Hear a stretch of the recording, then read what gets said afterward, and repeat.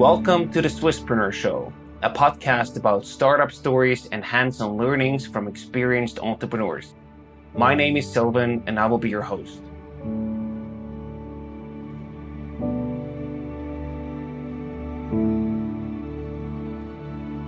Today we meet with Manuel Hartmann. He started his career at Accenture in Zurich, where he was responsible for the implementation of large Salesforce projects, a clear consultancy job.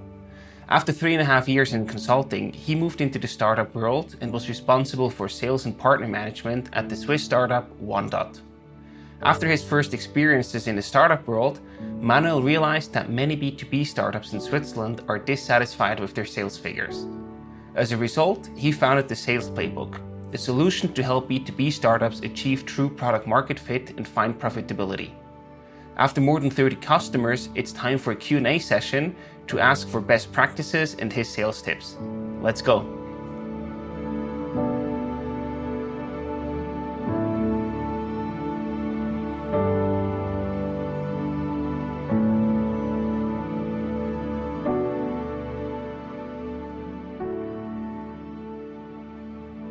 Before we get started with the episode, I would like to introduce you to SBB Startup. If you think that your company is a good fit for the Swiss Railways, get in touch with them or learn more about their startup programs at sbbstartup.com.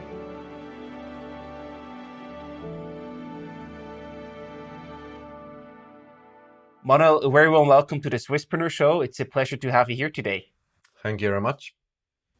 Today, we're going to talk about sales. The first question is also targeted at that. Why is sales actually important? And do Swiss startups pay enough attention to this?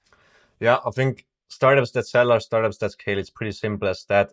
If you get a fantastic product and you have zero sales, you go bankrupt and the product basically stays as one thing that makes Switzerland the most innovative country for maybe 10 years in a row. If you get a shitty product like Oracle in the early days, but you sell it really well, or at least you sell it, you get more funding, so you can hire more engineers to fix the product and you're going to thrive. And it makes everything from fundraising to customer convincing to actually talent attraction so much easier. So that's the first one, like sales. Yes, it's really important, I think. The second one, do they pay enough attention to this? I don't think so. Like Switzerland is not a sales country because like it's not a badge of honor like it is in the US. Like it's more people don't want to write sales anyway in the CV because they're afraid that their parents are not going to visit their grave or them even during their lifetime. So everybody is like a senior business developer, key account manager, corporate partnerships, whatever guy. Everybody gets revenue targets, but nobody does it, right? But still, I mean, for B2B startup especially, like it's just the most important thing probably to make sales happen effectively at scale with limited resources you got. So basically, there are way more people in sales that are just not aware of their exact job titles. Yeah, well, they don't want to, right? Let me tell you a brief anecdote. I'm teaching a course, Sales for Digital Business at Fachhochschule Graubünden. And I know like the Dean of Studies pretty well. So we went over for dinner. I was just visiting for coffee after lecture. And I was like, oh, it's you, Manuel. Sorry, go away. I don't buy anything. Of course, that's funny. They left me in after like 5 seconds or so of joking around, but that's pretty much the attitude towards sales in Switzerland. Right. Like in the US, it's a badge of honor, and so like your uncles are like, oh, you're working sales, that's great. You probably earn more than the CEO. Like you're earning like what, 200K, 1 million. That's a great job.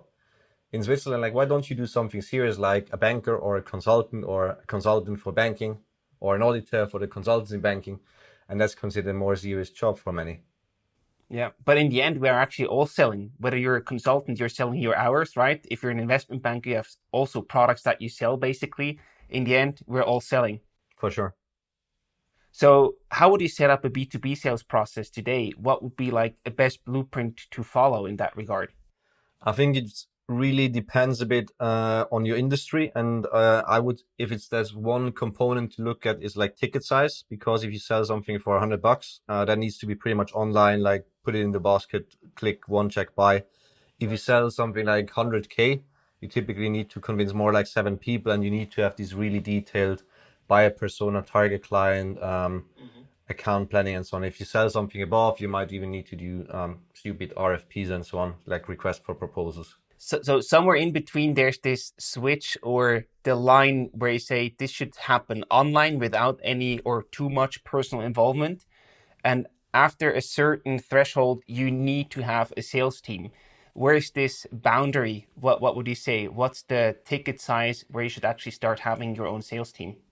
I think it's important as a startup that at least one of the founders, typically the CEO, is always selling themselves, because you need these learning cycles to find product market fit, and you need to be at the front line to learn what to incorporate into the product, what to tell engineering, what to build, how to onboard new hires, so to have that closeness to the market. I get like weekly requests like, oh, you seem that you have some idea about sales. Can you do it for me? I was like, that's a very stupid idea. That's like if you tell me like, okay, take my boat, go fishing, I bring back some fish, and then the guy's becoming dependent from like a good sales guy. That's not the point. Right. It's very similar to if you consider yourself as a tech company, you want to outsource technology. It's just It's stupid. It's nonsense, right? Even if I know of some companies like N26 or so, like they had like large tech teams on contract and so on. So it happens, right? Uber app was not built by Uber employees like initially. So let's look at the B2B sales process. What are like the different stages that you should tackle as a startup? Yeah, I think first of all, it's the connect phase, and how do you determine who's the buyer persona and who's like a target client, right? So like what's typically like go to market, and I think it's in three words. It's like qualification, like what's really your industry segment focus? Are you selling to insurance or banking? What's more attractive? What's like basically your profile, large companies, small companies in Switzerland, by geography, which department are you selling, and so on. And then also define like your total addressable market for this specific segment, including the accessibility. So if you're selling to, so like, oh, there's a great many of the insurances in North Korea, it might not be easy to contact them on LinkedIn and just like visit them for a coffee. If they are all basically sitting at F10, like, and you're an F10 member and you can get access to them at any time, like, might be way easy, for example. Absolutely. And then the specification is also not only understanding like the role, like you're selling to a head of compliance, let's say, but also who is that person, like who's the target customer profile as a person. So building these personas, building these customer journeys, building these buyer journeys, and understanding the people behind it. How do you actually determine this correct or the right buyer persona when you're starting out? How do you find the right target client? Yeah, tricky question. I teach a class in design thinking as well in like my free time, so to say. And there's a lot about taking assumptions but validating them as quickly as possible. Doing problem interviews, asking people, show don't tell. Like if you have a prototype and you give it to them and have feedback, tangible one, that's great to find like problem solution fit. But at one point you need to ask for the money, because that's really determines when somebody basically commits, when it's really like value in for them. And usually you also focus on one or several industries when you are starting out. What would you recommend? Does it make sense to focus on just one industry at the beginning of your sales process, or should you already tackle several at the same time if you can? What I see really often is like startup basically asking me for like an introduction, probably happens to you as well. And many founders like, yeah, can you do me some introduction? Pretty much anything goes. I hate that as hell, because it's focus on a niche is really, really crucial. So ideally you begin with one industry, one use case only, and understand the market validation of what is the real like a cookie cutter, in the sense of dough coming through, it's like tuk, tuk, tuk, tuk, tuk, and you can build an engine. Yeah. Because that is what's making it scalable and profitable and repeatable and actually credible on the market if you do one thing really, really well. Vexio is an awesome example on that, and everybody was telling them, yeah, you should go to Germany, you should go like to medium enterprise, to corporates, you should basically compete with Abacus. And like, nope, not at all. We do companies of like 2 to 25 people, maybe 50, and we focus on making accounting as easy as possible. There's some slight CRM part, so it integrates well, and there's connection to banking, but everything goes towards that one single problem, that single use case, and not diverging from that over an extended period of time until selling it for, I think, 100 million plus to Mobiliar. Is an excellent example of keep being focused at the beginning, but then also keeping that focus once people tell you like you should do a lot of other things. Exactly. Yeah, that's a good thing to keep in mind. So now you connect, you basically know what buyer persona or target clients you should tackle. What's the next stage that you should focus on? I think once you tackle them, it's really all about preparation. It's really about having a script. I know it's not theater, but write like a discovery call script, write a qualification script. How do you want to run your discovery calls in the sense of like learning as much as possible about the customers? You have examples, what goes in there? What goes in there is like very simple. Where are you right now? Where do you want to go in 2020? What are your challenges to do this? And why didn't you do it yourself? Very, very simple discovery. And then go deep onto like, what would it mean for you if you go from A to B and build that value, build the perception that ideally the customer, the prospect builds the value themselves. And then obviously that's very company specific that the company, like your counterpart understands really well the value, what it would mean to go from A to B. Because in that moment, it becomes a return on investment calculation to realize a certain value, to make 500K more in revenue, to save 20% of costs, which translates to 200K. And then you have any price that is lower than that with like what I call a trust discount, because as a startup, the guy might think like, yeah, okay, you're junior guys, like you didn't do this enough, like 1 out of 2 times it works. So like you need to reduce the perceived value by half. And then you also want to give that person a 3 to 10x return on investment to actually switch internal procedures and so on. But then still, if you are, targeting the right people, you might also meet people that are in the right area, in the right group, but not ready to buy. So yeah. Is there any trick or any concept how you actually qualify the leads, that you spend your time on the promising leads that will actually probably buy from you, and don't waste your time with the leads that are not there or not ready yet for you?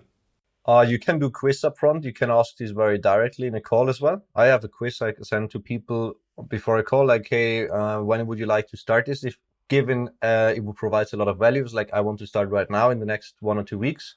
Whereas like it's important, but starting 2 to 6 weeks is fine. Versus it's fine for now, I just want to have a chat, like nothing will happen in the next 3 months. So it sets the scene, and at least like you're getting this open conversation about it, right? The same about budget, the same about like, do you have really a need? Like how much is this problem worth solving for you? And by the way, it doesn't help to spare that for the last meeting after like a half a year, and it's like, oh, do you have the money? It's like, no, I don't. I cannot decide shit. It's like, cool. Thanks for wasting my time. Yeah, so that's why it's super important to ask the right questions in the beginning in order to qualify as good as possible, right? Yeah. And how do you actually get the first touch point with your clients? Do you do that over a call? Do you do that over an email? What's working best from your experience? It really depends on the industry. If you're selling to HoReCa, like hospitality, restaurants, catering, for example, these guys are not often on LinkedIn, right? So if you, however, sell to like corporate guys, like white collar worker, LinkedIn might work very well. So go where your buyers are, and where it's not too crowded, or not to a platform they trust, right? There might be events, like right now it's webinars, it's also events, might be LinkedIn, might be calls, might be emails. Send physical letters right now. People appreciate like a handwritten letter. It's one of your top 20 clients, do it. Send them an owl, basically, like carrying your message if you have some available, if it works. So I last week had this question, like, what's the best sales channel? It's like, it depends. The one that works, the one where you put in like 1 franc and get 2 out of it, that's the best sales channel for you. How would you actually go about testing them?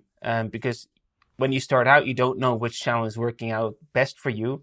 Yeah. How do you go about testing that? Do you then, would you recommend doing like, I don't know, 20 cold calls and 20 cold emails, or how would you do that to compare it and find the best channel? Make it really clear about the experiment that you're going to run, what you expect of it, what's your assumption. Mm-hmm. So say like, okay, if you run an email campaign to 100 people, basically what do you expect out of it? Okay, if it takes me like 2 hours to get 100 leads in a certain industry, certain ideal customer profile, it takes me 2 hours to prepare it, ship it. I expect 80 people to open it, 20 people to reply it, and 5 of them to actually book a meeting of me, of which 2 become paying customers within 3 weeks. That's a smart experiment in that sense. In terms, it's very specific. And then after like 3 weeks, you assess, right? And it's like, is it 5 customers? Then double down and put all your money there. Mm-hmm. And if it's 0 response, like you need to understand the mechanism. Where did it fail? Was it the wrong guy, wrong message, wrong channel, wrong timing, wrong follow-up? Where did you get wrong, and do A/B testing? there I could be like, I could imagine that this is super tricky if you get like zero response to then find where it actually stucks, where you need to do an improvement. Do you have any recommendation about that? Yeah, then it really sucks, first of all, because you don't learn, right, when you get zero response. If you're not at the level where you understand your buyer persona well enough to do this, ask for help, right? Go back one step from selling to market validation and ask people, like reach out to them on LinkedIn. It's like, hey, you're obviously a professional in that. I'm building my business, would love to catch 2 to 3 insights from you, how to improve it. Jump in 50 minutes, half an hour calls if you can. And just basically ask questions all the time, learn. That's a very good recommendation to follow. If you're not there yet, go back to square one, basically do your research and then come back stronger, basically. Yeah. Startup weekends work like this. You meet at 6 p.m. on Friday, like you have a very rough idea on Friday, 10 p.m. after 2 beers. And you got basically Saturday to come up with something validated and do 20 discovery interviews. And it's amazing what people get done over a weekend, right? So it's no excuse for founders to like, oh, I don't find people to talk to. Like, fuck that. There they are, all waiting for you to call them. I mean, write to people, like jump on the 5-minute WhatsApp calls, or like anybody else I could talk to and go like this. So now let's assume that you found a channel that's working. So you got the connect stage and the preparation stage ready and done. What do you do next? So now you had the first qualification with your lead. They are interested in your solution. They also have the budget and the timing is right. What happens next? Regarding the execution of how you actually go from lead to a closed customer. Exactly. It really depends a bit on your setup, often defined by deal size. Sometimes it's simply like a half an hour call. I mean, today morning basically had one guy, we talked, and then on a call he's like, yeah, fine by me. So I thought like, okay, let's test this if this actually works in Switzerland. Like, okay, I just send you a link. Can you please just sign up and enter your credit card details? And like 2 minutes later, like, cool, money in the bank. Good. Nice. That was like for $950, right? 3K overall. So 3K over the phone, over a call is great if you can do it. If you go to more complex stuff where you need to integrate in the custom setup, like anything like before I sold like 20 to 100K, then it's basically needs a bit more time. So you probably need to talk to multiple people, get them all to the table, make sure everybody's happy, everybody got their interest covered, they can answer it. So I might need one call with like the single point of contact, orchestrating it, doing like longer meeting, and then maybe meeting physically. If it's above 100K, you typically need, according to Gartner study, like 7 people to convince. So you need to orchestrate it really well and perfectly well understand how does this company buy stuff. So yeah, this really depends on the cost and also the complexity of your product, how that process actually goes. Is there anything universal that you can share that can speed up the process so that you can get faster to the closing stage to close the sale? We could talk about this for an hour. No joking, but target tailor take control is a good one. I like really be specific how you want to do this. This is again the ideal customer profile. So you know what you're doing, you did it before, and then tailor it to the specific guy and really go deep on the questions like, hey, honestly, just assuming everything works perfectly fine and you get that 3 to 10x ROI from us, how would you go on buying this? What needs to happen until we can actually make it really successful in 2 weeks, 2 months, 2 years? And have that person explain to you exactly how this works, like him evaluating it, pitching it to his boss. Then it's a steering committee, then it goes to procurement, then it goes to finance, then it goes to weekly board meeting, then it comes back to you, then you need to do a demo, then you need to buy the fucking pilot. And then finally you get a subscription for like 20K a month. So map that buyer journey out really, really well and help your counterpart in the organization go through that journey quicker. Provide them with all the materials. There's no physical law that an apple falls from the tree that basically says like a B2B sales cycle needs to take 6 months. Is there anything in particular where you can give us an example about, providing them with the right material at the right time to support the whole process? Yeah, I'll give you 2 examples. One which worked beautifully and one which fucked up, because it's also important to learn from. The first subscription we actually sold at one that was, I saw an article basically in a newspaper, like our CEO saw it actually, and said like, hey, you might want to call this guy. I had a chat in August 2017. They're like, okay, I got one concrete case which I'm working on. I'm the project lead. Probably in November. In November, he called me. We set up a pilot within like 2 weeks. 8 weeks done. Later, basically 60K committed. All good. Because the problem was there, we had one guy really close that was trusted to the buyer, orchestrating the whole thing. We could provide value actually, so it was a good fit. And the buyer really needed it because he called me and said like, Herr Hartmann, sorry for the German, but Herr Hartmann, ich kann es nicht mehr ruhig schlafen, ich muss jetzt so was machen hier, PIM, ERP, Datenmigrationsprojekt und ich bin's gelernter Kaufmann, könntest da was machen? So that was basically, yeah, we do that for a living, so yes, it's fine. So that worked well, right? And then there was another one of the largest sports retailers in Switzerland, in all of DACH actually, and the CEO of the digital entity of that basically approached me at an event. Was like, "What are you doing?" I was like, "Automated product data onboarding." I was like, "Cool. Can I give you money for that?" I was like, "Oh yeah, I guess. You're the CEO. How many suppliers do you have?" Like 500. I was like, "Oh, cool, beautiful numbers." So that's in the upper ballpark of what we did, right? And it all sounded beautiful. It was like, okay, cool. I'm in. Like, talk to my head of product data management, and we did one pilot. And then a guy came in late, obviously, and said like, "Hey, did we do a pilot?" I was like, "Yes." Well, who signed this? Did we pay money? You signed it. I was like, what the fuck? And why do we do a pilot on subject A and not subject B? I was like, because that's what we agreed on. The other person said. And so I said, yeah, but then we need to do another pilot. It was all paid for the amounts, but then after 18 months, I think, actually dropped. Not because it was bad work, it was well respected, but it was just not one of the top three priorities of that guy. Right. What we wanted to do was bringing in more products online faster, easier for them. But he had 5 new countries to integrate, a new ERP, and to get a new web shop for the whole entity. So that was just like not top of mind. Might be in the future. Would you say that this is also important to validate for finding the right buyer persona, that you ensure that you are amongst the top 3 priorities that they actually care about at the moment? And if you're not, you should look for another buyer persona. Yeah, definitely. So that brings 3 things with it. First of all, you need to understand what are the 3 top priorities of the person. I mean, I sometimes ask very openly if it's to a corporate, like, hey, honestly, what gets you promoted? What makes you really successful in your specific role? Like, what's the KPI you get measured on? Head of innovation might be new pilot projects. CFO might be like savings. Like, I talked to my wife who's finally working in procurement and said, like, we joked a bit, like, if I would do a project, she's like, yeah, I give you a lower price. It's like, no, please don't. Please give us a really high price so we can negotiate, kind of, so we can report it as savings, because that's how procurement works, right? Right. They're not measured on spend, but on savings. It's like, what the fuck? But that's a very good example. You need to understand what makes your prospect, your potential customer, successful, and then play that card to support them in getting there, right? Yeah, exactly. And the other thing which you touched upon on these top 3 priorities is right now with COVID and an upcoming economic crisis. Sorry, that's what I believe in, pretty evident. Even if stock markets are still up, funnily.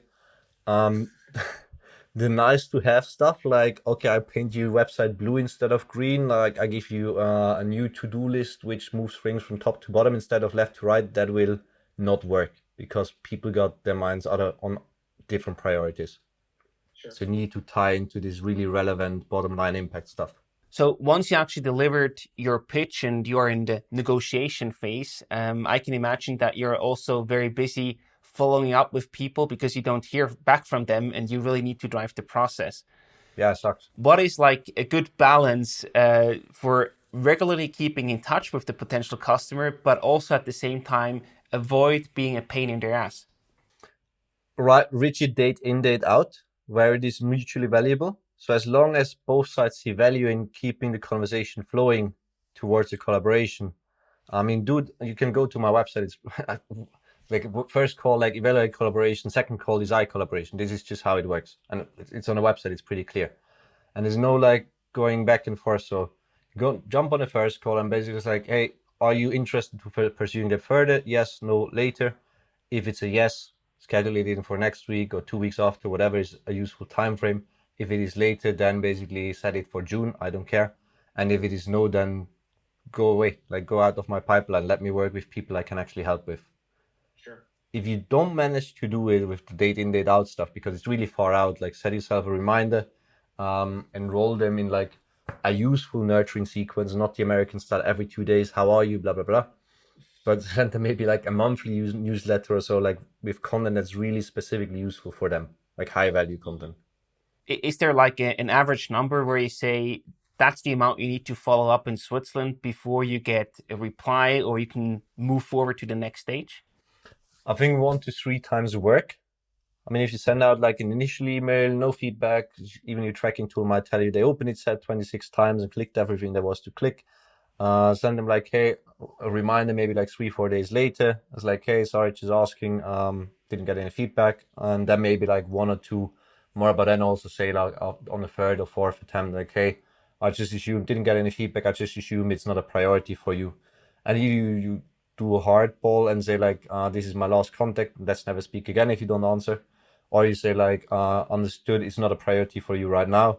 I might get back in touch in 1 or 2 months. So then you would also suggest that it does make sense to then stop contacting them after 3, 4, 5 attempts without hearing back from them, because otherwise it's just lost time. Yeah, I think neediness is one of the worst things that happens to you in sales. If you run out of cash and you know it and the buyer feels it, like that makes you really weak. I mean, at kind of best, it basically awakens predator instincts to negotiate really bad terms out of you. At worst, the guy is just really like not attracted at all and it doesn't do anything. Yeah. And it's a cultural thing. So I use a US-based tool for my online platform. And if you say like, okay, cold email sequence, it suggests you to send 8 emails within 12 days. That is not a good, that is not, in the US it's normal because it's such a crowded market. Sure. In Switzerland, it's not a good idea to do that. Not only because of GDPR, because people are just pissed off. Is there any other sort of recommendation for the follow-up stage that you would give to other founders, in order to, again, get closer to the deal, speed up the process that can really be a good help there? Reduce to the max. I mean, no PowerPoint ideally. Just like maybe 5 lines. Hey, thanks for the call to discuss how you can reach X. I understand you do Y to move to Z, and I understand you have challenges A, B, and C. Would love to help you with these. Glad to share a few insights on how you can tackle these, like no strings attached. And then looking forward to the next call that is hopefully scheduled by that time. And especially right now, give them a video. I mean, there's tools like Loom, loom.com, which smilingly. Yeah. I think I did like Loom videos 350 today lunchtime in 4 or 5 months. Nice. And people appreciate it because it's human, right? And it's interactive and it's like useful. I think that's a cool addition to add a human touch on your sales process and stand out from the crowd, basically. One question that we also got was there are many startup awards and basically awards that you can receive in a specific industry. What's your perspective? Do they help you in any way to build a reputation and to close more deals in the end? To build a reputation, yes. To close more deals, limited. Your customer has one question for you, and this is basically what's in for me as a human being, as a person. Like, how do you make me successful? How do you help me move things off my plate, move problems away, right? Everybody got monkeys in his own personal zoo, and like if you come, you need to basically say, I take one monkey, one problem away from you. I take them with me, leave the door, you give me a suitcase full of cash and the monkey's gone, so to say. Awards don't help you with that. Your customer doesn't care, right? Your customer also doesn't care about the investor pitch tech and the total addressable market and your tech and your team and your runway and stuff. Focus, like I'm customer obsessed, like focus on customers and solving real world problems. Yeah, and then the money will follow. If it doesn't, you're not solving a problem. Yeah. It's that simple. Yeah, got it. Exactly. So now we talked about the sales process, about the different stages. But along the stages, I can also imagine that there are some KPIs that you want to track and follow in order to better understand and optimize your sales process. What are the most important KPIs that a startup should focus on in B2B sales? I think you got it well with cash, revenue, bookings, customers, pipeline. So these are really crucial to know at 3 a.m. drunk in a bar right now at home on the couch. Might not be 3 a.m., kind of hard. I would also track customer satisfaction. With a net promoter score, or how would you do that? Yeah. Even if you don't do the complicated Bain originating metrics, just send a survey after like initial collaboration or after like a milestone, and basically like, hey, how likely are you to recommend this, or how happy are you on a scale of 1 to 7, 1 to 10? Sure. And then just like also to keep customers honest, right? I mean, if they give you a 9 and suddenly they say like, oh, I'm not happy with the work, it's like, why do you give me a 9? Like, what should I improve? What does it take for me to get you from a 6 to a 10? Feedback loops. Otherwise, all the stuff like customer acquisition costs, customer lifetime value, monthly recurring revenue are all great. Get an idea about it as an early stage startup, be honest with yourself, and sharpen it as you go, right? And how often, where should you track them? Like, do you use a specific tool for that, or do you have all of them in your CRM, or how do you track these numbers, and how often? Cash is your bank account, right? Revenue and bookings is where you basically, I use Bexio, for example, now transitioning to an online platform, and basically Stripe is doing the work. Also regarding MRR and so on. So that's ideal, right? If you use a tool that gives you these dashboards automatically as you go. Right. Otherwise, it doesn't hurt, honestly, just for the team, if you more than like 1-2 people, like write them on a wall, write them weekly on a wall. I did still State of the Nation emails, just like five bullets long, just like on Friday afternoon, basically writing like, hey, this is like revenue plus 50K closed, micro, whoever. This is like bookings. This is like pipe plus 30K, because we actually have minus 50K from the customer we closed. We generated 80K pipeline, so it's plus 30. And is the key lesson learned. So weekly basis is good. Tools depends a bit on your setup. What other tools do you use along the sales process? I mean, for sure, a CRM, that's very important, I can imagine. Yeah, well, for sure, I would love if that's is better established in Swiss startup circles. So I implemented CRMs for like 3 years, been an admin on Salesforce for 4 years and stuff. But like definitely get a low cost CRM. Start with free version of like, for example, HubSpot or so. Pipedrive doesn't cost you the world.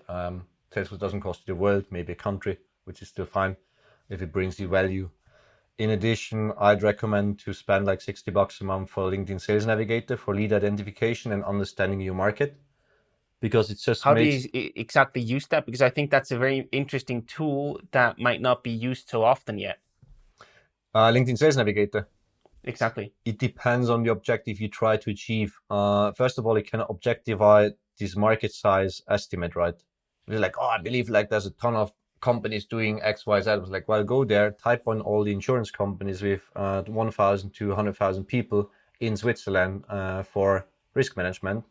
And then you see the exact number of companies because they are all there. And then you also see the exact number of head of compliance and risk guys that are there. So that's the validation purpose. The second one is I use a tool called Interseller, like interstate, and then seller like the salesperson.io, which allows you to basically take LinkedIn contacts and scraping their email address from public sources, so all good, and integrate that with your CRM, so you can do outreach either via your email, Interseller itself, your CRM, and actually have like very clustered, very well specified outreach campaigns of maybe like 10 to 50 people. Any other tools that come to mind? Loom for videos. You can use Drift, Vidyard, I don't care. DocuSign, EcuSign for contracts, Bexio for bookkeeping, other tools for outreach and sales automation where you see fit. There's a ton of them, like active campaign stuff. I would stay away, or at least be very diligent about all the LinkedIn automation stuff, like the LinkedIn Helper, Lempots, Ulink, all that stuff, because it can, worst case, get you banned from LinkedIn with your personal profile. And best case, basically impair your reputation for being trustworthy and authentic. Now let's also switch to some general questions that were handed in from the community after tackling the basics of B2B sales. One very hot topic at the moment is obviously the Corona impact on your sales process and also on closing rates. What's your take on that? I did two webinars today morning, one with Büro Zürich and one with Crowdfoods, actually on remote selling. And obviously it's a lot of like due to COVID. I see quite some delays on closing deals due to current uncertainty, that people say like, probably I love what you're doing, but let's just hold off for until things normalize, which will be a long time. And this is unfortunately because normal people are waiting for what's next, and that might take until 2021, right? It just also means that people need to step up their sales game to provide more value and improve the process as they go right now to thrive in the future. So even if stuff is not closing right now in April, you need to fill your calendar for May so you can close deals in June and Q3. Because otherwise there will be summer vacation in July, August, people are off, and then you restart slowly again in September, and then it basically like you start closing stuff in October instead of like May or June. And 5 months is a lifetime, literally a lifetime regarding runway often in startups. The next question that we got is actually something you already answered because you just closed the deal today. The question was, can you close a deal fully remote? How and what to consider? Maybe we can highlight the differences there. Whether you can actually close a deal fully remotely compared to being there in person or having a physical meeting with a whole team. Yeah. What are the differences that you need to consider in order to still get the success that you're looking for? I think the biggest difference is how you create trust, because you being there in person, like it gives you flesh and blood, and people can touch you and go for lunch and get drunk with you if need to be. If you're drinking, no need for that. If you do that remotely, like put on your video, like get as much of the human experience and trust on that as possible. What really helps you either way, but even more like if you can be the testimonial there, or you can bring like a reference customer with you, that you have great sales stories, you have great customer testimonials, success stories. You also have good risk reversal strategies of like action-based money back guarantee. So don't give customers their money back like if they just test out 10 suppliers, you work for free, and then basically they all ask for the money back from now on. But when they do this stuff that you committed to do together, and they still find it a waste of time. I do that for all my customers. So far, none of the 45 wanted to have the money back. So reasonably there must be some value in it then. yeah. I mean, typically, but you need to reduce that risk for buyers, right? And some startup founders are like, oh, but why? I'm not even sure this works, right? Like, oh, I cannot take that risk. Like, what if it fails? Like, mate, work on your fucking offering. Why should the buyer basically take the risk from you if you even not sure like you can pull it off? Sure. Like that's not fair. Could that also be a bad sign that if you're offering like your money back, for example, to a larger corporate, that they then don't really take you seriously? Could that also be the issue? Yeah, I mean, you shouldn't do like maybe an unconditional money back like strategy forever, right? It's not a selling point as such. But if people are concerned on going full scale from the start, like spending 100K on it for corporate company-wide rollout, it's fully fair to say like, hey, that's fine, right? Let's start small. Let's start with like one business unit. Where do you see the most value? We start with a package of 10, 20K.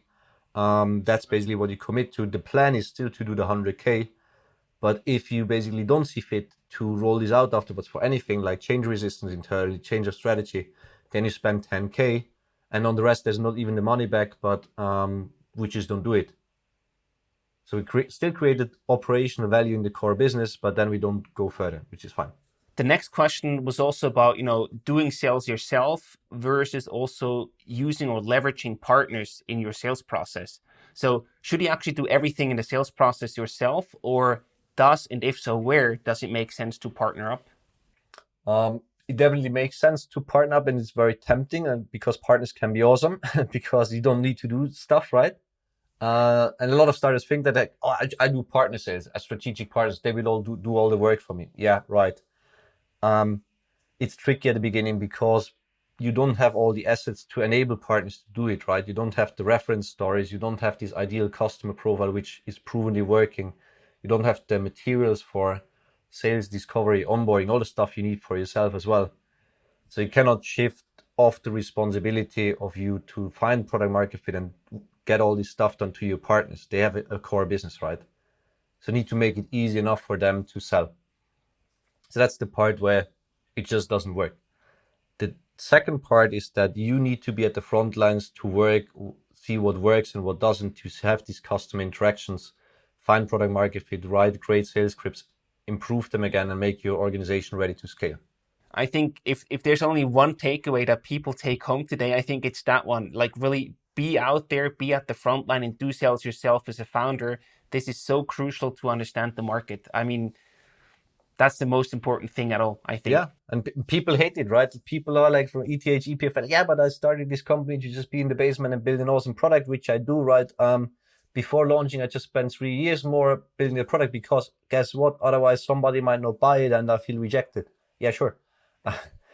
obviously you do. Like some even established salespeople, they hate cold calling. There's a saying like some Swiss salespeople, like industry veterans, prefer a half an hour cold shower to half an hour of cold calling. Sucks. The topic for another day, Swiss sales culture. But I mean, this is you need to put yourself out there and fail and learn, right? I have like 21 prospect calls this week, and tomorrow is a day off with my wife. But you learn with every single one, and you just right. There's also one interesting question that we got, and I think it goes very well along the lines that you already mentioned earlier. How do I create value before closing a sale? Are there any good templates or examples for that? I can send you mine afterwards. We're going to talk about it anyways, right? Yeah, provide stuff that's basically outlining what you're going to do. Like for example, for my clients, I have a highly detailed sales accelerated execution plan. I think it has like 43 steps now with very clear sections and subsections and objectives and key results, right? So that's just like, hey, look, this is what we're discussing. Like, think about where do you see the most value in it? Like a white paper. So like, what's the biggest challenge of the 7 I outlined here? And then let's go deep on that. So your counterpart comes prepared, right? Maybe a general question that was also asked by the community is, where can I find good templates? For example, call scripts or also email templates. Yeah, honestly, reach out to me as I have 30 plus of them proven from collaborating with 40 plus B2B startups, sales pitch closed. No, I mean, honestly, like get somewhere you find them, like do them yourself, like take from what's working, ask some great salespeople, which you know, and ask them like, hey, what's working for you? Can you send me over a snippet? Can you send me over a tool? Try it out, adjust it over time, learn, do lessons learn session. And the last question that we got from the community was about the sales commissions. Should you pay sales commissions to your reps on an individual basis? Yeah, getting the incentives for salespeople right is really, really hard. Generally, I'd say yes to that question because you are looking for hungry, committed, numbers-driven people to do sales, right? Mm-hmm. You're not looking for people that come in at 8 a.m. and leave the office at 6 p.m. and they've been there. I mean, I prefer a sales guy that does the one call and basically sells 100K and then goes to the beach. That's fine. That's the fucking number he needs to do. He can do it drunk if it's for me, right? But sales is a numbers game in that regard. Yeah, we talk about recruiting for a while, but if you get applications from salespeople that don't have any numbers in them, like plus X revenue increase, 133 customers and so on, like I get really suspicious. Like, yeah, then they're like, probably not the right salespeople that you're looking for. Yeah. Okay. That's an interesting assumption or like observation. Actually, I've never thought about that, but it sounds plausible. Yeah, I mean, it's like if you ask a designer and the guy has no portfolio, or if like, you know, you ask an engineer and the guy doesn't have a GitHub account, or you ask like a sports guy and he doesn't have a medal at home. It's like, what the fuck are you doing with your life then? For a salesperson, that could also be the bank account.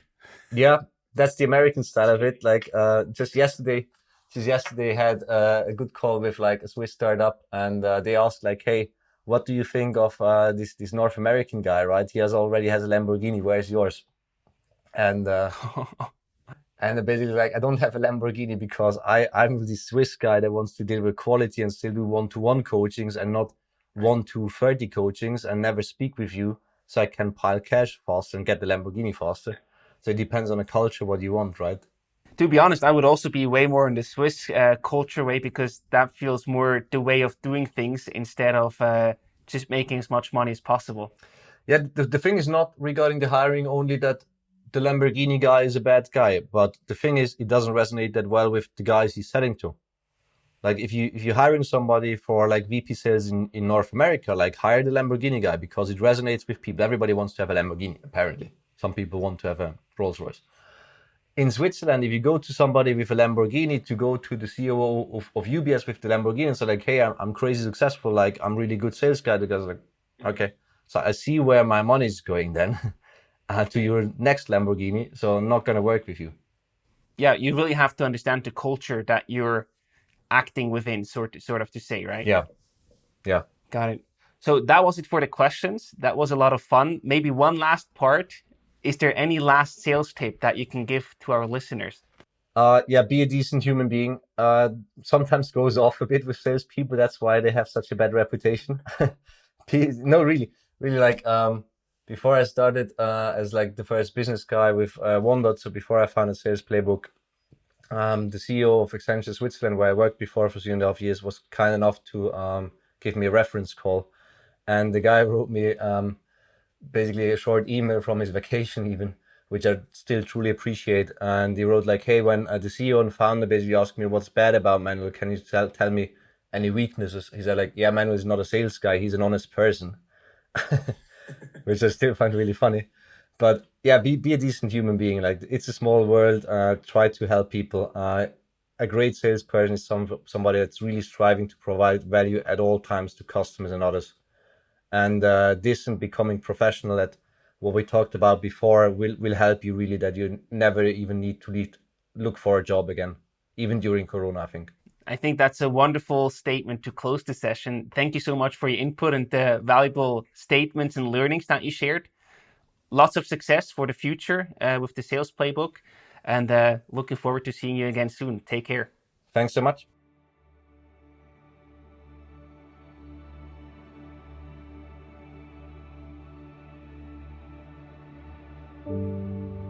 Thank you very much for listening to today's episode. If you enjoyed the content, we would be thrilled to receive your rating on Apple Podcasts. That way you not only support Swisspreneur, but also help other entrepreneurs discovering the show and finding more valuable information on how to run their businesses. Next week, we will already be back with an all-new episode of the Swisspreneur Show, so we hope to see you again then for a new episode.